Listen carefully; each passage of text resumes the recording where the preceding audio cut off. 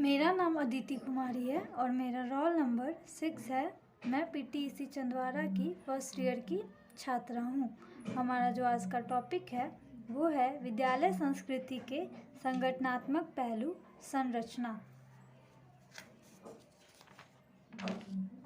सबसे पहले हम ये जानते हैं कि विद्यालय आखिर होता क्या है। तो विद्यालय एक ऐसी संस्था है जहाँ बच्चों के शारीरिक, मानसिक और नैतिक गुणों का विकास होता है।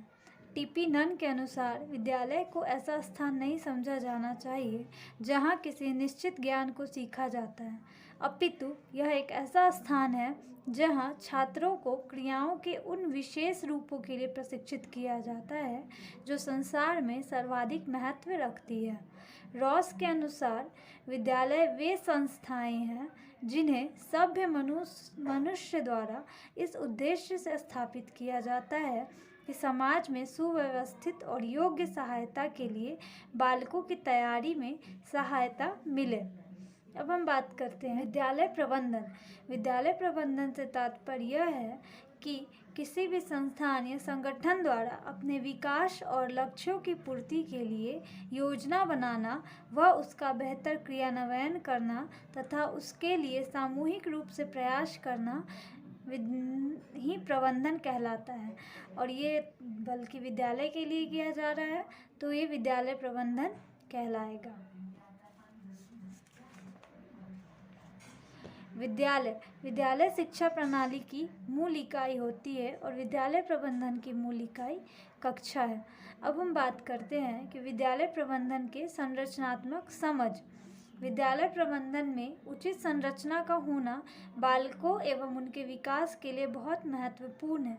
विद्यालय प्रबंधन की संरचना के मुख्य 5 तत्व हैं: विद्यालय भवन, विद्यार्थी, शिक्षक एवं प्रधानाध्यापक, समुदाय एवं स्थानीय प्रशासनिक संस्थाएं। तो अब हम एक एक करके देखते हैं। सबसे पहला जो है वो विद्यालय भवन। विद्यालय प्रबंधन की संरचना में विद्यालय भवन की अहम भूमिका होती है। विद्यालय भवन की संरचना में मुख्यतः 2 बातों का ध्यान रखना आवश्यक है। विद्यालय के भवन के लिए उचित स्थान का होना, जैसे विद्यालय के लिए उपयुक्त भूमि, उचित आस पड़ोस, शुद्ध जल, वायु एवं प्रकाश इत्यादि का होना जरूरी है। विद्यालय भवन शहर के शोरगुल से, वातावरण से और जनसंख्या से दूर होना चाहिए तथा वहां आवागमन की पर्याप्त व्यवस्था भी होनी चाहिए।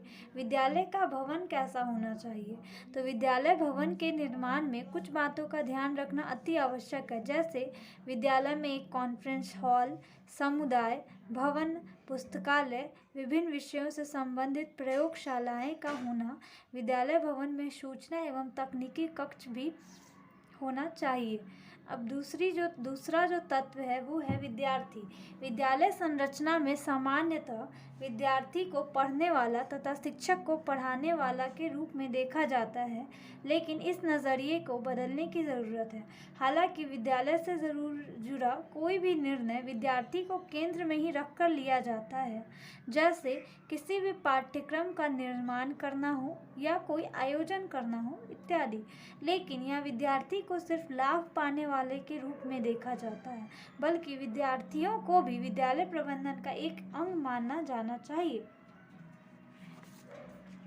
विद्यालय के कुछ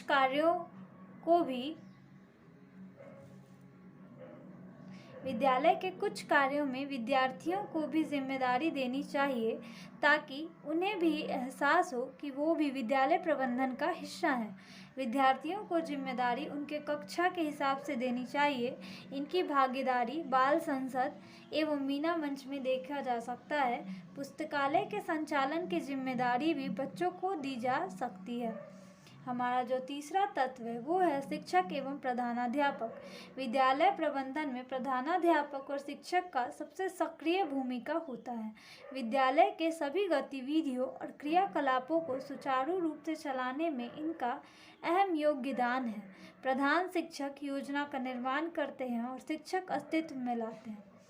सर पर्सिवल रेन के शब्दों में घड़ी के लिए जितना स्प्रिंग का महत्व है, मशीन के लिए चालक चक्र का महत्व है, विद्यालय के लिए उतना ही प्रधानाध्यापक का महत्व है। श्री पीसी रेन ने स्कूल को सील लगाने का चपड़ा तथा प्रधानाचार्य को सील कहा है। जैसी सील होगी वैसी ही स्पष्ट मुहर होगी। रायबर्न के अनुसार यह कथन सत्य प्रतीत होता है कि विद्यालय में प्रधानाचार्य का वही महत्व है जो जलयान में उसके कप्तान का होता है।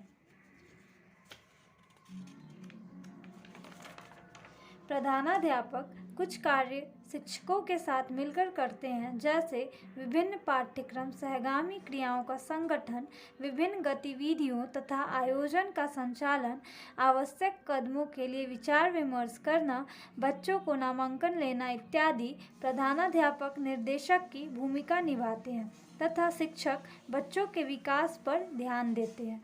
हमारा जो चौथा तत्व है वो है समुदाय। विद्यालय प्रबंधन की संरचना में समुदाय की भी अहम स्थान है।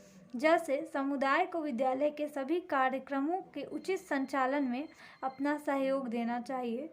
समुदाय नामांकन के समय, उपस्थिति के समय तथा मध्याह्न भोजन के संचालन में भी सक्रिय भूमिका निभाता है।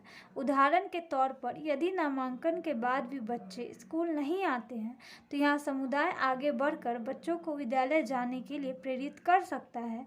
विद्यालय में शिक्षण कार्य समय सारणी अनुरूप नहीं चल रहा हो तो समुदाय शिक्षक अभिभावक बैठक करके विचार विमर्श भी कर सकता है। विद्यालय प्रबंधन की संरचना में समुदाय की भूमिका के अंतर्गत ग्राम पंचायत, प्रखंड पंचायत, नगर पालिका, नगर निगम की महत्वपूर्ण भूमिका है।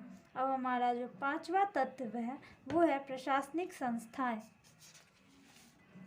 प्रशासनिक संस्थाएं विद्यालय सुचारू रूप से चल रहा है या नहीं इसकी जांच करती है। विद्यालय कार्य संवैधानिक रूप से हो रहे हैं या नहीं इस पे भी नज़र रखती है।